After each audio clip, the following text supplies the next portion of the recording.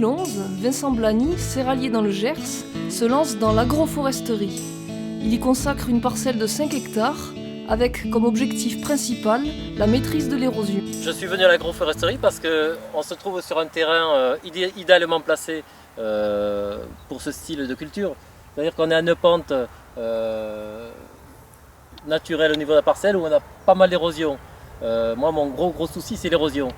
La parcelle est orientée nord-sud, je la travaille nord-sud, terrain idéal pour planter des arbres en alignement. C'est ce qu'on recherche, c'est une orientation nord-sud pour que le soleil, qu'il n'y ait pas d'effet d'ombre au niveau de la culture et que le soleil pénètre au maximum dans les alignements. Donc 4 bandes plantées à 38 mètres d'écartement. Là aussi, pour faciliter évidemment le passage du pulvé, on est en 36 mètres, un pulvérisateur en CUMA. 36 mètres, on a une marge de 1 mètre de chaque côté de la bande, donc tout se passe impeccable. Premier essai cette année, pas de souci, ça se passe bien. Il faut bien délimiter le passage la première année, et puis au niveau de la culture, et puis tout se passe impeccable. Vincent Blany a implanté près d'une dizaine d'espèces différentes, en privilégiant les espèces semi-précieuses. Donc là, il s'agit d'un plant de merisier qui a très bien poussé, hein. Il ne dépassait pas du tout la protection plastique et bon là ça y est, en si peu de temps il est passé au-dessus. Ça pousse très bien en terrain calcaire, H2O calcaire, plutôt sec même.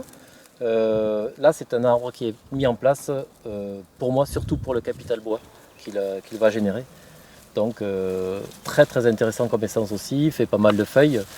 Ça sera à moi de le conduire après avec les différentes tailles, à faire un bio intéressant pour l'exploitation. Les linéaires sont bordés d'une bande de fétuques. Chaque arbre est soigneusement protégé contre les dégâts de gibier. Donc là on a un plan de pommier franc qu'il a fallu absolument protéger, comme tous les arbres de l'exploitation et de la plantation, protéger contre les cervidés. Donc la protection est fixée sur un piquet, un gros piquet d'acacia, assez important finalement vu la taille de l'arbre. Mais c'est important parce que les chevreuils ont tendance à venir se faire les cornes ou manger les écorces d'arbres, donc c'est important de le protéger. Donc bien fixé avec des agrafes sur le piquet, stabilisé en bas avec du BRF. Là aussi ça c'est hyper important pour les arbres, c'est un paillage naturel. Le BRF c'est une ressource qu'on peut avoir sur l'exploitation avec l'entretien des haies et toutes les branches qu'on peut couper sur l'exploitation au lieu de la brûler. C'est quand même nettement plus intéressant de l'utiliser comme paillage et comme apport de matière organique. Donc là ça maintient l'humidité, ça protège des herbes qui sont autour, ça protège l'arbre, donc ça c'est... a priori l'arbre il est sauvé là, il aura l'humidité en permanence, la nourriture et la protection.